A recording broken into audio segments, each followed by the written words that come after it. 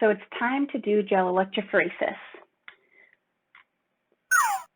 We're going to need all of our components, the gel, a gel box, our DNA samples, some loading buffer, a ladder, a pipette, and tips. Let's walk ourselves through this. The first thing you'll have to do is add loading buffer to your DNA sample and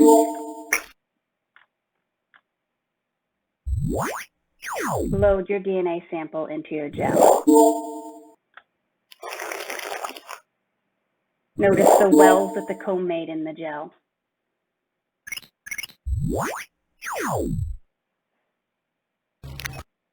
Now we also need to add a ladder so that we have a reference for the size fragments that we're running in our gel. We'll load that into a separate well into the gel. Once we have our samples loaded, we're going to plug in the electrodes to make sure that we're running the gel in the right direction. We have to plug the black cord into the black part and the red cord into the red. Our wells are on this side, so we want our DNA to run towards the positive end because our DNA is negatively charged. We're going to turn on the power supply. It's going to run a current through the buffer and move the DNA through the gel.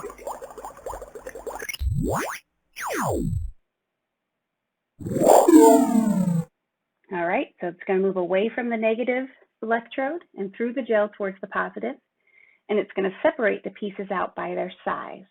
Smaller ones will move farther, faster. The larger ones will go slower and won't move as far.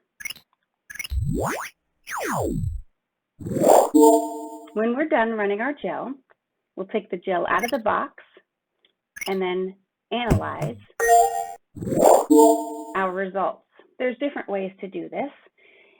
You need to do something that's going to make the DNA glow in some way, and there are different chemicals you can add that will stick to the DNA to make it glow. In this case, we're using something called ethidium bromide. We're going to add the gel into the ethidium bromide just to make it stain the DNA with a color. And then we're going to put it under a UV light so that we can actually see the DNA fragments that we put into the gel.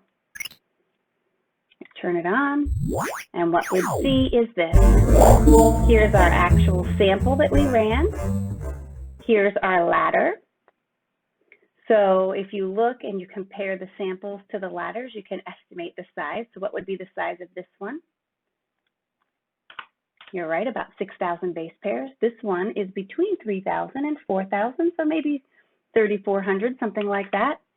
And this one is between 1,000 and 2,000, about halfway. So maybe we'll say it's 1,500. All right, let's see if we got them right. We were pretty close.